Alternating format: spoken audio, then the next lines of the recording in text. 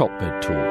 The 2027 Australian and New Zealand College of Anaesthetists Annual Scientific Meeting will be held from April the 30th to May the 4th. We'll be there at the Adelaide Convention Centre in South Australia.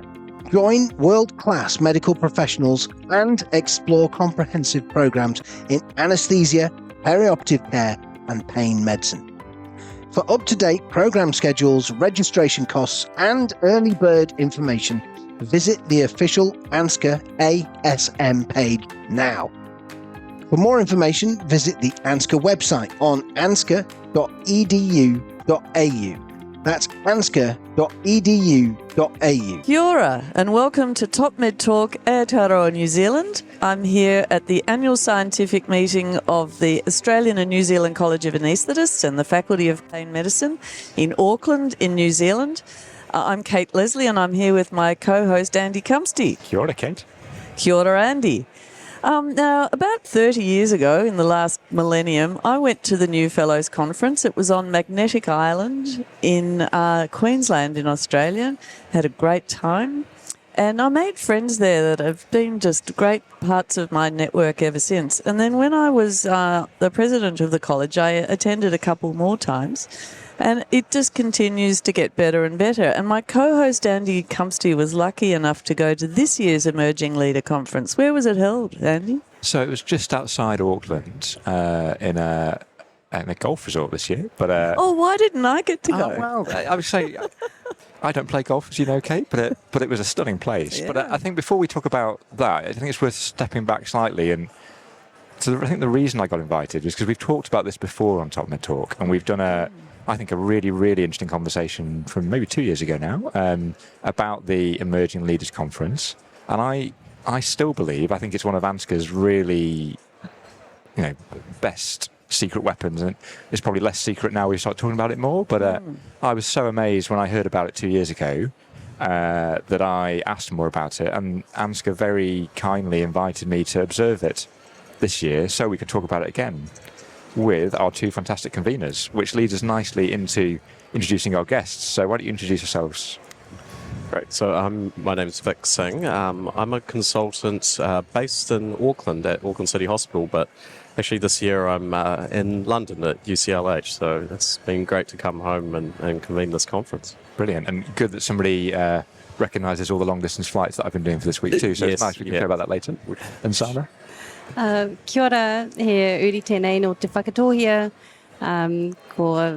I currently now live in Tamaki Makaurau, and my name's Saana Taylor. So my iwi based whakatohia in the beautiful Bay of Plenty, and so I get back home as much as I can. But thanks so much for having us.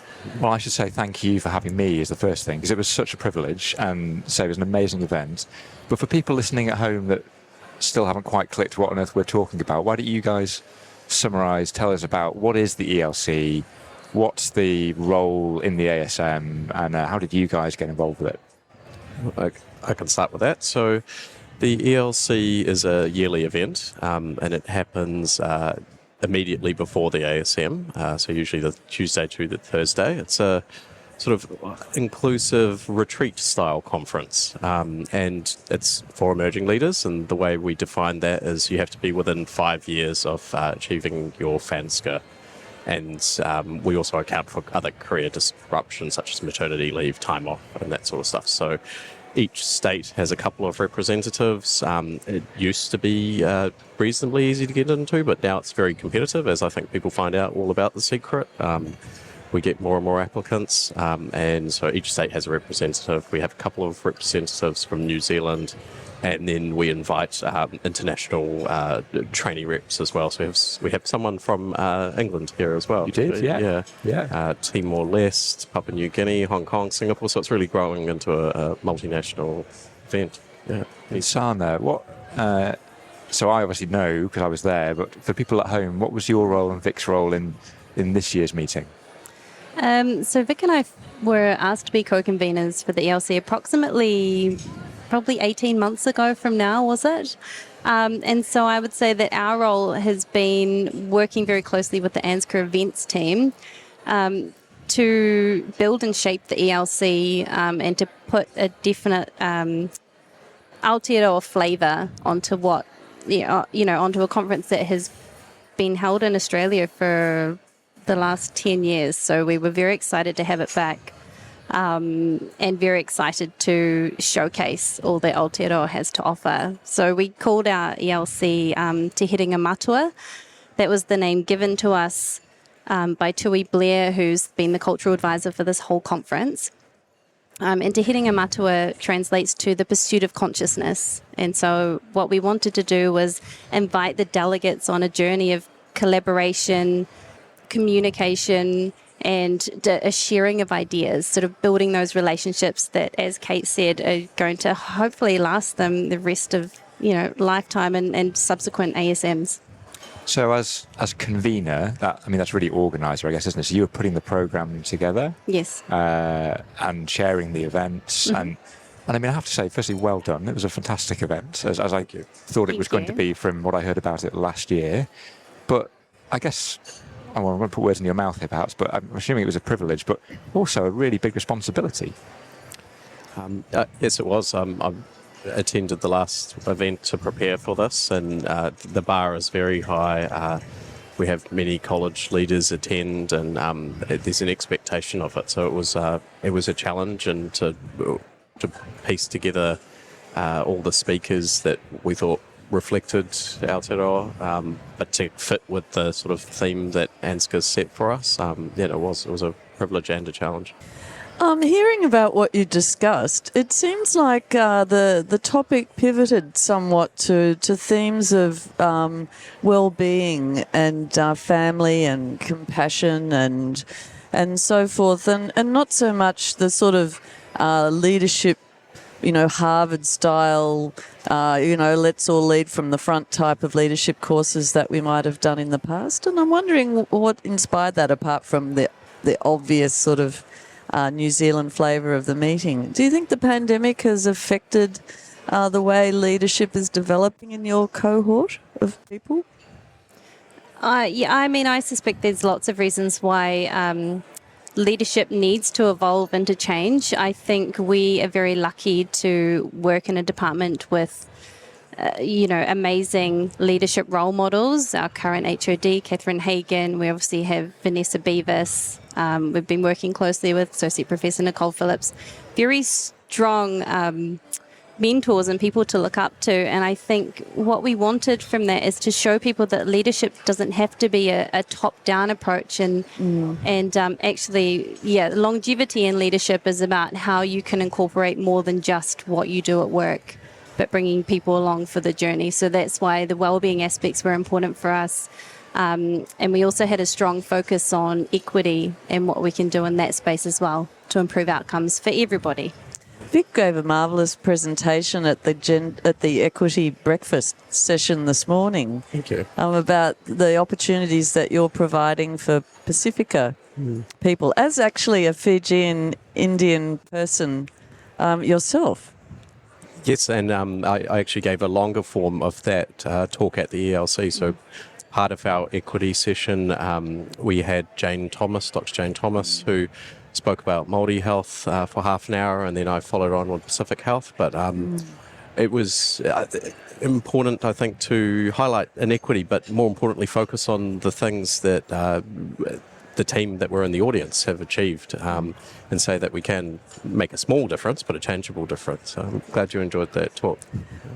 We also, in the ones I've been to previously, often did some kind of little personality inventory, and worked out our style of leadership. Is that sort of thing still in vogue?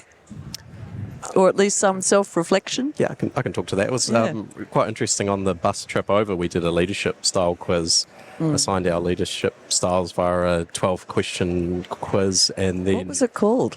Oh, I can't remember. I can share the link with you after, Kate. That'd be great. Yeah. I love leadership quizzes. Yep. And then we dwelled on that, and then the final session was Liz Crow, psychologist, who had an interactive session on leadership styles, and she basically sort of poo-pooed the whole thing and said that's actually probably all now false, and you need to change your leadership style to fit the situation. So it was a nice sort of full loop or sort of challenge your conceptions and actually break them a bit. I thought So leading from the front's not always the right way to go. Exactly. Yep. I mean, so I was there for that session with this guy. It was incredibly powerful and definitely made me think. But I just want to cycle back to something you said, Saana, about all these really big names, really influential leaders, mentors, who were all there immersed, embedded. I think immersed is probably the best word. Immersed within this event. Yes. And I mean, so I was sat for Liz Crow's talk. I was sat on a table with Dave Story sat next to me as the mentor on that table, and you know, the president of ANZCA sat there asking people what they thought about this session or what they were going to take away from it. And that's a pretty unique experience, isn't it? For people at home listening to this, that's sort of the ethos of what the ELC is about. How do you engender that? How do you make that happen? And how do you get these people to come along and support the event? I think that that's one of the benefits of the ELC is when do you get to sit shoulder to shoulder with the president of the college or the dean of the Faculty of Pain Medicine, you know, ANZCA counsellors, we have DPA assessors. These are people who have gone year on year because they see the power in getting these people into the room. And I can't speak for our college leaders, but I suspect that the same way that our delegates sort of look to them with aspirations, I think perhaps they look at the delegates and see the future of future leaders of the college coming through, and maybe they think actually that's how we stay relevant and keep talking to each other. But I would like to say that I think the group that we had for the 2026 ELC was particularly special, and a lot of comments we had from speakers who would just come and visit for the day to present sessions would comment and say how much they really felt the warmth and felt this real openness from the group. So I have to, the delegates were amazing. I mean, you've attended, Kate, in that role in the past. Does that resonate with you as a reason you wanted to get involved with this? Oh, completely. I mean, you know, the college doesn't offer, you know, registration discounts to new fellows to the meeting, and it doesn't hold the ELC for no reason. You know, there's, you know, self-interest is that we want to develop and capture for the good of the whole anaesthetic community the emerging leaders. You know, we want to replace ourselves with better people in the future, and you know, there's a limited pool of talented people who are willing to do the hard work, and we want them to work with the college, you know, so, and to engage, you know, academically and so forth. So, you know, that's a sort of slightly cynical perspective from the other side of the story, but it is definitely a two-way street, and that's why they're there, apart from the fact that it's so energizing to spend time with people. You know, you think, what have I been doing with my life? These people have done all this stuff and they're half my age, you know. It's fantastic. So, I mean, you put together a fantastic programme. We covered lots of things, and we clearly can't go through all of it now, but can you maybe both just give us a couple of highlights that you've each personally taken away from the event? For me, I think the main highlight would be the networking aspect of it. You described being able to sit down with college leaders, just realise that they're humans as well, have that discussion. We had fantastic, we had driving range, we had a jog around, just sort of separating yourself away from the being in front of the lecture and absorbing and making contacts. I've met so many wonderful people from all around Australia and around the world. That was definitely the highlight for me. Not to say we had a fantastic program, but the people made it. I completely agree with what Vic said. It definitely was the people, and some of the most interesting conversations I had were jogging around the golf course, getting lost with people, and hearing their different stories. I'm not sure that I could pick out a particular session that stood out more than others. I think we had a really strong introduction with Jack Hill performing a mihi whakatau, so an informal Māori greeting to welcome everybody to the space. That was closely followed by Professor Simon Mitchell, who gave a very riveting talk, 60 minutes non-stop, and no one wanted him to finish. I think what he just kept going. What was he talking about, Sam? He was talking about, it was leadership outside the box. So leadership underwater. Well, that's exactly right, and how important it is to have teamwork when he's doing these amazing dives and planning these research missions, how important it is to have, flattened hierarchies and shared mentor models. So I guess, leadership from a different point of view and perhaps not as obvious. I think one of the things that resonated with me was, one was how important it is to stay in clinical anesthesia as a leader and to have that credibility. And one of the other themes was that you don't always need to know where you're going. It's just take the opportunities as you can, give up the things that don't resonate with you, but just say yes and be open to things. Yeah. I interviewed Professor Jamie Slay from Waikato in New Zealand once, and he said, I sort of, tell us about your career, and he said, it's been a strange, interesting wander through stuff.